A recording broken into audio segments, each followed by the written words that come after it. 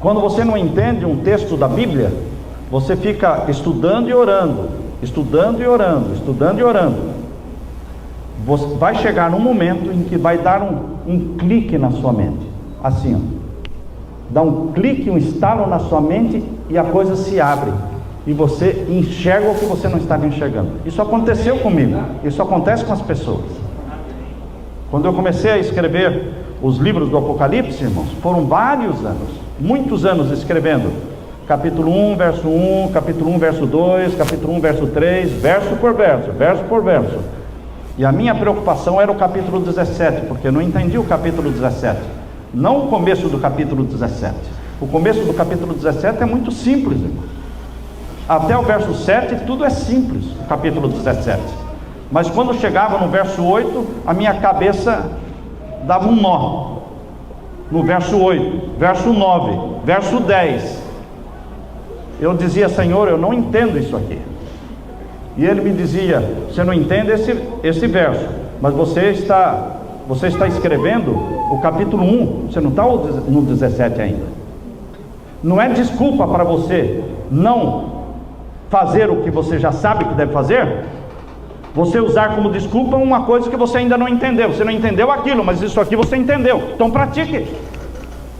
E quando você começa a praticar o que você entendeu, Deus vai preparando a sua mente para entender o que você não entendeu. E assim foi, capítulo 2, capítulo 3. E eu sempre orando: Senhor, o capítulo 17, verso 8 em diante eu não entendo.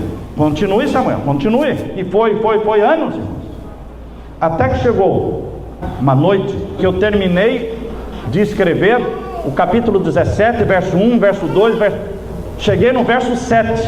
E aquela noite eu terminei o verso 7 e disse: Senhor, agora o próximo é o verso 8, eu não entendo ainda.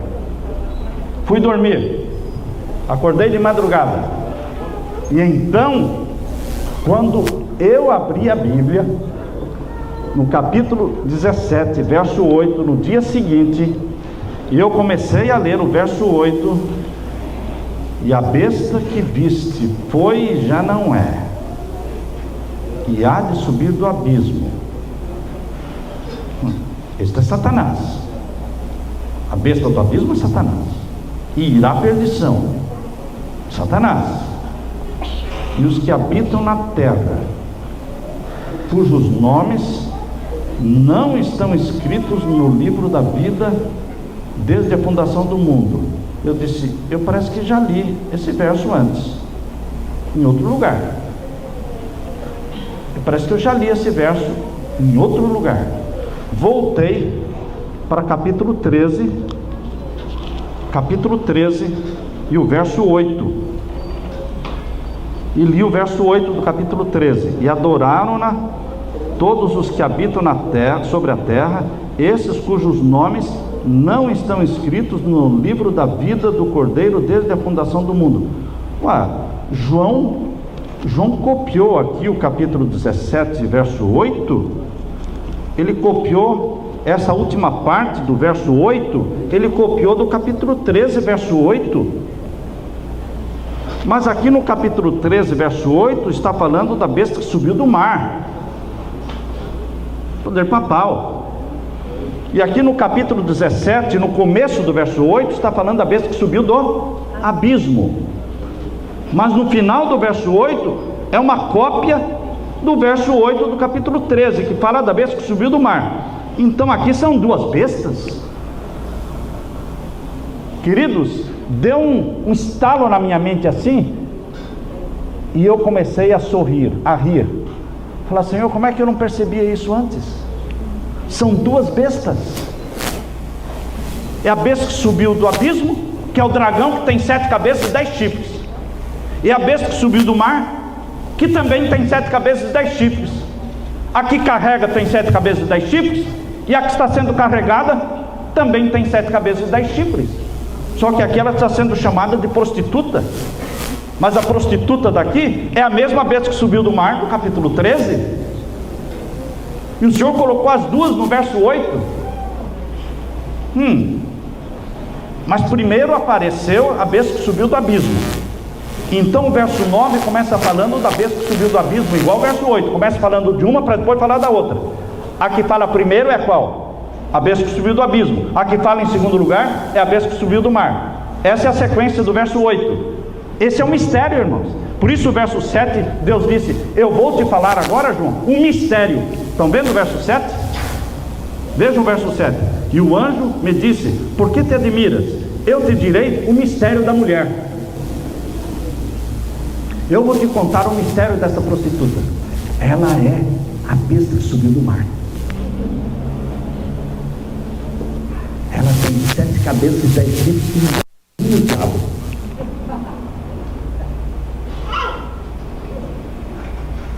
Outro segredinho, é um mistério que está sendo contado pelo anjo para quem? Para João, e que contou para mim também. Porque eu estava há anos, não era dias e meses, eu estava há anos estudando e orando sobre isso. Quem busca, encontra. Quem pede, recebe. Eu não estava brincando com Deus, irmãos. Eu estava estudando a palavra de Deus. Então o anjo diz: agora, a partir do verso 9, eu vou começar a explicar, mas eu vou explicar respeitando a sequência. Primeiro, a besta do abismo, depois a besta do mar. Por isso, as primeiras 7 cabeças que vão aparecer é da besta do abismo.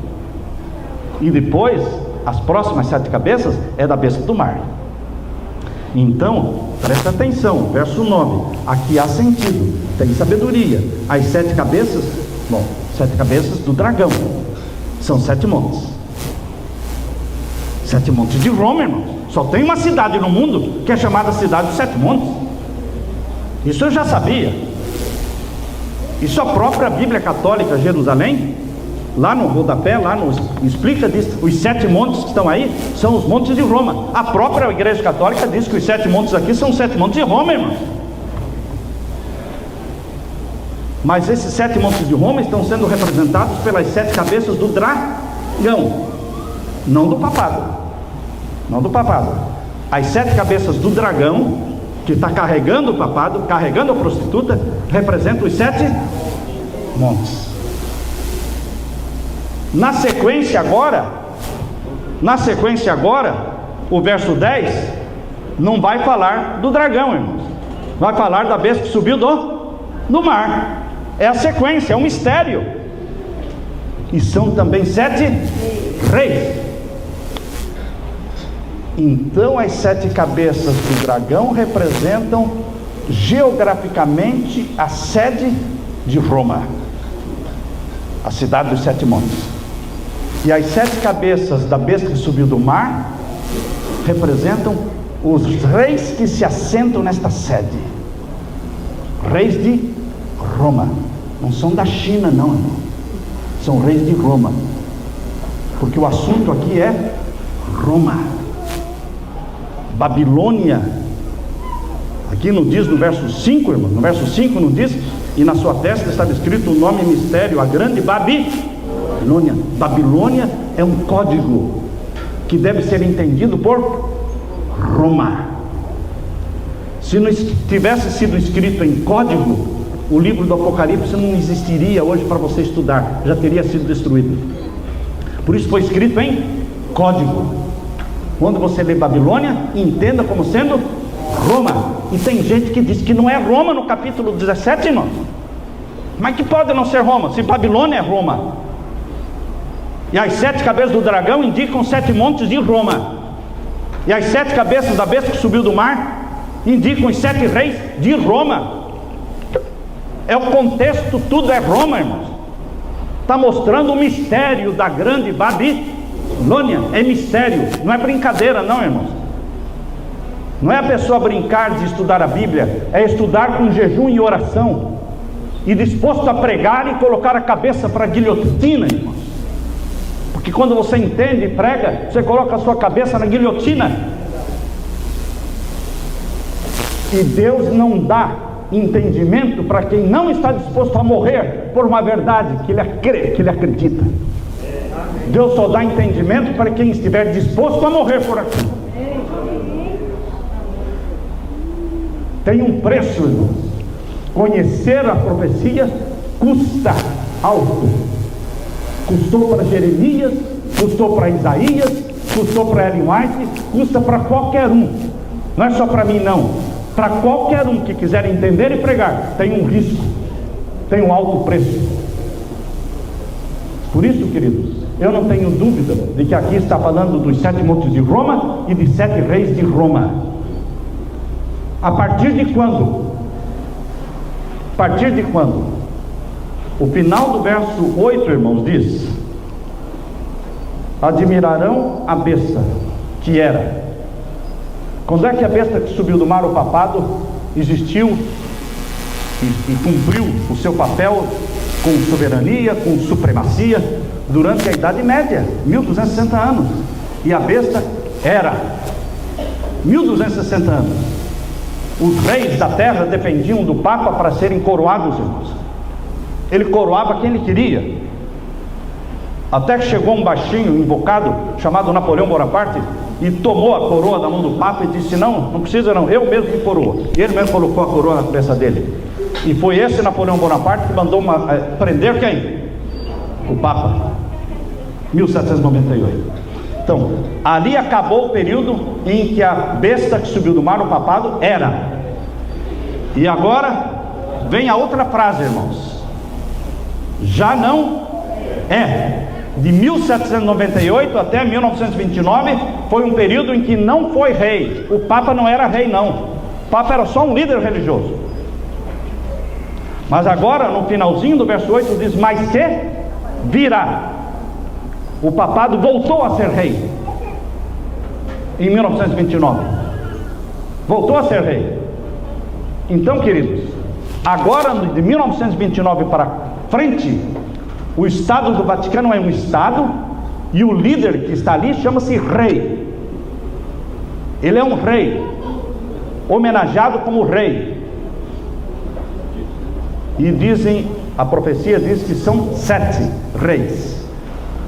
Do momento em que ele se tornou rei, seriam contados 7 cabeças.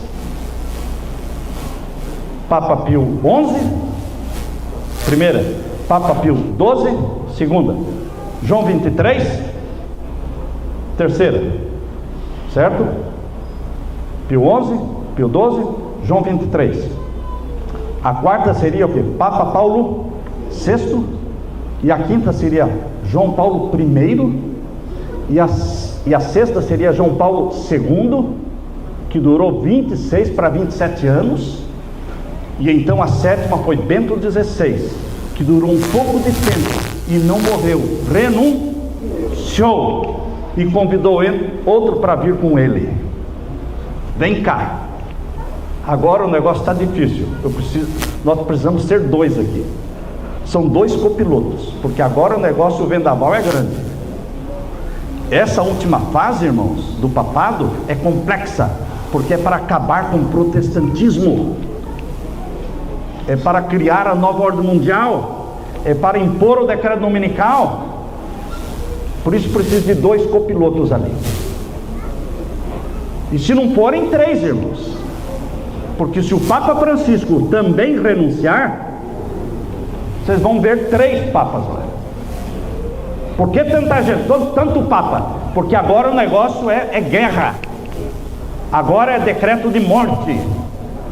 Agora é o tempo da grande angústia, qual nunca houve. A profecia está aberta, irmãos. Se o Bento morrer e se o Papa Francisco morrer, morre a 7ª cabeça.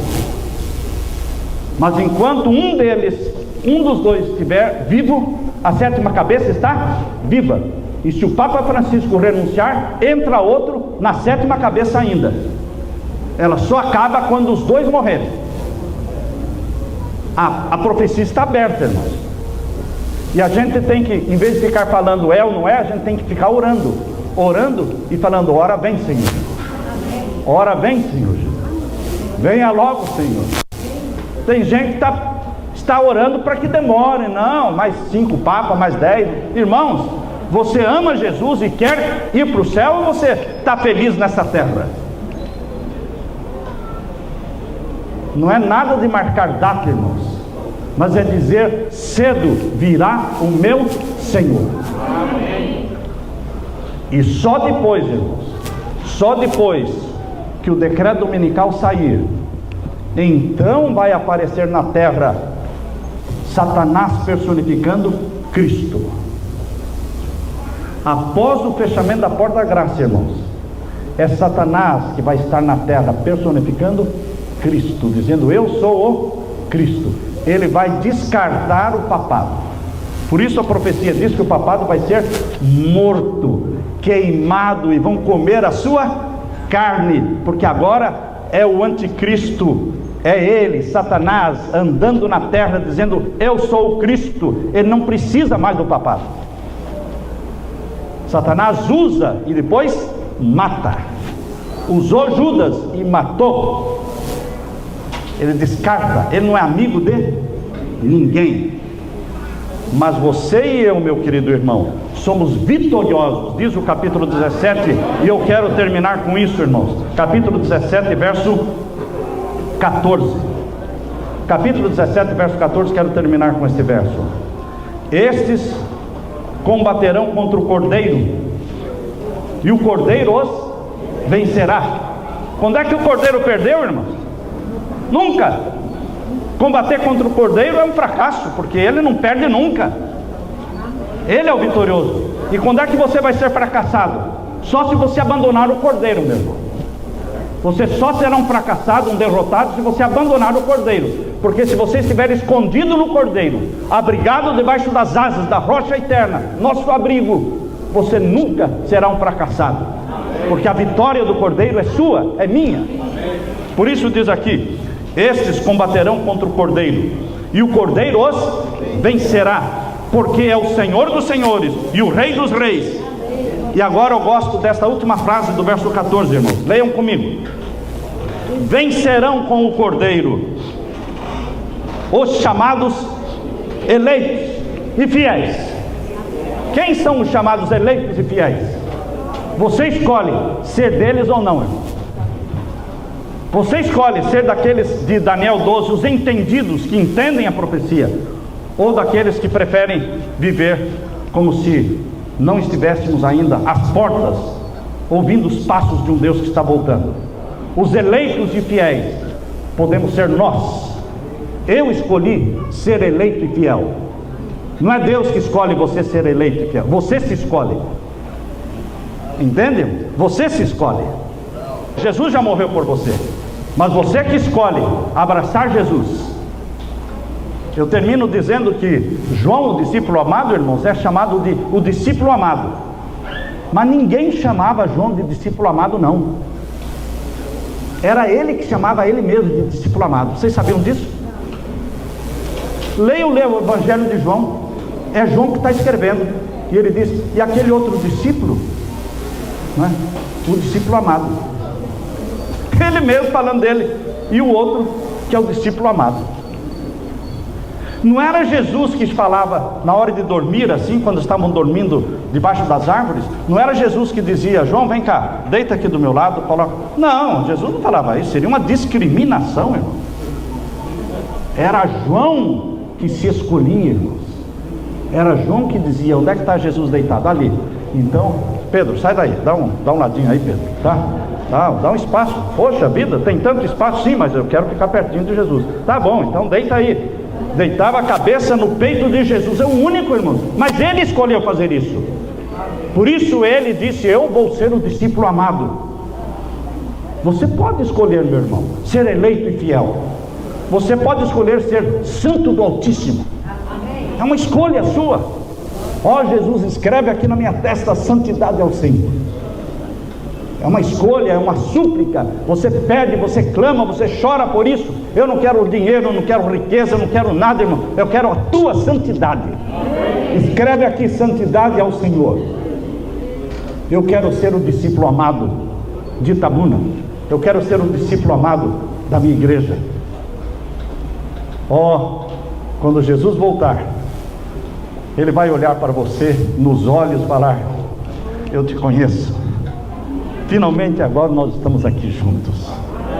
Queridos, vai ser tão lindo esse dia. Receber o abraço de Jesus. Eu quero estar lá. Quantos querem estar lá? Quem querem ser eleitos e fiéis, amados do Senhor? Oremos ao Senhor. Pai querido, obrigado porque até aqui o Senhor nos conduziu. Amém. Nos sentimos como eleitos e amados, Pai.